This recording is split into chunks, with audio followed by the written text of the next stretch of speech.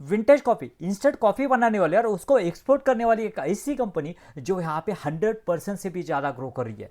लेकिन दोस्तों फिलहाल एक कंपनी का न्यूज़ आया, प्रेस रिलीज आए, उसमें कंपनी का स्टेक यानी प्रोमोटर का स्टेक यहाँ पे बहुत तेजी से यहाँ पे गिरता हुआ दिख रहा है। सो दोस्तों आखिर क्यों यहाँ पे प्रोमोटर जो बेच रहे हैं वो सही है या गलत है, या फिर उससे क्या इंपैक्ट होने वाला है कंपनी के बिजनेस के ऊपर, हमें उस एंगल किस एंगल से देखना चाहिए, इन सभी के बारे में हम यहाँ पे डिस्कशन करने वाले हैं, जो कि बहुत ही इंपॉर्टेंट है आपको जानने के लिए अगर आप यहाँ पे इसमें ट्रैक कर रहे हैं तो चलिए, जैसे कि हम हमेशा कहते हैं लर्निंग है तो ही अर्निंग है, चलिए कुछ नया सीखते हैं। दोस्तों देखिए यहाँ पे कंपनी का जो प्रेस रिलीज आया, कंपनी ने फिलहाल प्रेस रिलीज किया, उन्होंने कहा है कि जो उनके प्रोमोटर है यहाँ पे देखेंगे तो उन्होंने अपना जो स्टेक जो है वो रिड्यूस हुआ है। क्यों हुआ है इसके बारे में हम आगे बात करेंगे, लेकिन पहले जो उनका स्टेक जो है वो 37.84 था, वो अभी हो चुका है अराउंड, कंपनी का प्रोमोटर का स्टेक अराउंड 34.08, ये स्टेक जो है वो कंपनी का हो चुका है। लेकिन दोस्तों कंपनी का इसके पीछे का रीज़न क्या है ये जानना जरूरी है, आखिर उन्होंने ये जो स्टेक कम क्यों हुआ है ये जानना जरूरी है। तो कंपनी का यहाँ पे कहेंगे तो कंपनी का कहना है तो post preferential issues of the share. दोस्तों अब ये जानना जरूरी है कि ये प्रेफरेंशियल शेयर जो है वो होते क्या है। बेसिकली क्या है ना, ये एडिशनल शेयर जो है वो इशू किए जाते हैं। फॉर एग्जांपल अगर यहाँ पे कंपनी का शेयर पैटर्न में अगर 100 शेयर्स है और ये प्रोमोटर के पास 40 शेयर्स है और कंपनी ने क्या किया ना, और यहाँ पे 20 शेयर जो है वो एडिशनल अलॉट किए हैं टू द इंस्टीट्यूशन हो सकते हैं या फिर म्यूचुअल फंड हो सकते हैं, उनको अलॉट कर दिए। तो अभी कंपनी के शेयर्स कितने हो गए 120। अभी अगर शेयर होल्डिंग देखेंगे तो यहाँ पे 100 में से 40 जो है वो यहाँ पे अगर प्रोमोटर के होते थे तो 100 आउट ऑफ 40 अगर हो देखेंगे तो हो जाएंगे अराउंड 35 से भी कम हो जाएंगे। मतलब कंपनी ने प्रोमोटर ने अपने शेयर्स बेचे हैं क्या, नहीं, तो एडिशनल नए शेयर्स इशू किए।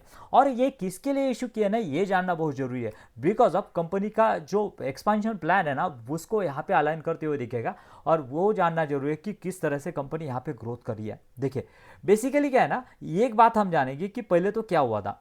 पहले देखिए कंपनी का बेसिकली पहला प्लान क्या था और अभी क्या है। देखिए यहाँ पे देखेंगे तो ड्यूरिंग द 2026 तक पहले क्या था कंपनी का 4,500 करोड़ का 4,500 मैट्रिक टन पर एनम का यहाँ पे कैपेसिटी था कंपनी का।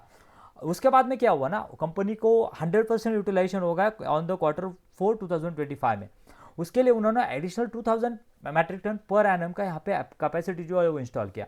उसके बाद में उनका हो गया around 6,500 metric ton per annum जो है वो कैपेसिटी हुआ इन द FY 2026 में।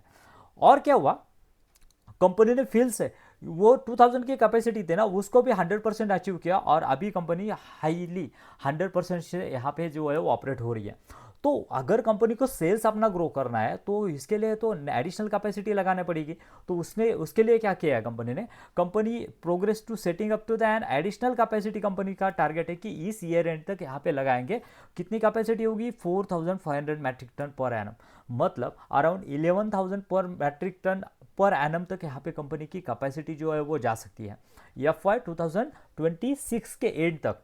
उसके बाद में दोस्तों और भी कंपनी के बहुत यहाँ पे एग्रेसिव यहाँ पे टारगेट है एक्सपेंशन के।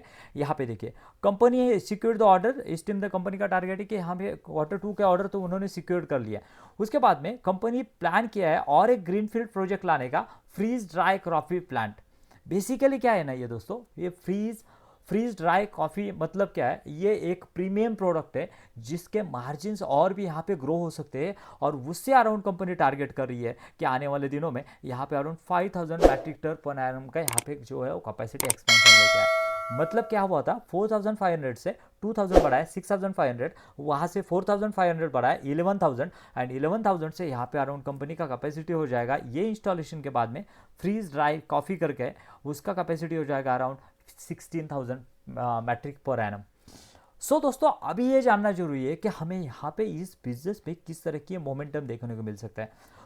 अगर यहाँ पे कंपनी का बिजनेस देखेंगे ना बहुत तेजी से यहाँ पे ग्रो हो रहा है। देखिए यहाँ पे कंपनी का सेल्स अगर देखेंगे ना तो मैंने कहा 100, लेकिन 100 से भी ज़्यादा अराउंड लास्ट अगर चार चार क्वार्टर उठा के देख लो ना, 130% से भी ज़्यादा ग्रोथ यहाँ पे कंपनी जो है वो यहाँ पे टॉप लाइन में दिखा रही है। बॉटम लाइन में देखेंगे ना तो उससे भी ज़्यादा ग्रोथ हमें यहाँ पे देखने को मिली है। देखिए यहाँ पे अगर टॉप लाइन में देखेंगे तो अराउंड 3 टाइम्स हुआ है, और बॉटम लाइन में देखेंगे तो वो भी अराउंड 3 टाइम्स यहाँ पे कंपनी का प्रॉफिट जो है वो होते हुए दिख रहा है, और कंपनी का मार्जिन जो है वो 14% से अराउंड 18% गए, और भी बढ़ेंगे बिकॉज ऑफ जैसे कि मैंने कहा वो फ्रीज ड्राई कॉफ़ी जो है वो आने की वजह से। उसके बाद में दोस्तों अभी का सिनेरियो क्या रहने वाला है रिमेनिंग ऑफ द एफर 2026। यहाँ पे देखिए कंपनी का अगर तो जो कंपनी है वो अभी यहाँ पे 100% यूटिलाइजेशन पे काम कर रही है यहाँ पे, और कंपनी के पास अभी कैपेसिटी इंस्टॉल कब करने वाली है by the end of FI 2026। मतलब ये जो 3 क्वार्टर रहने वाले हैं कंपनी के, हो सकता है कि रेवेन्यू यहाँ पे फ्लैट जाए बिकॉज ऑफ ऑलरेडी यहाँ पे 100% पे आप चल रहे हो। इसके वजह से क्या होने वाला है ना, कंपनी का आपको यहाँ पे ज़्यादा ग्रोथ नहीं दिखेगी, वो ग्रोथ दिखना चालू हो जाएगा फॉर द एफर 2027 से।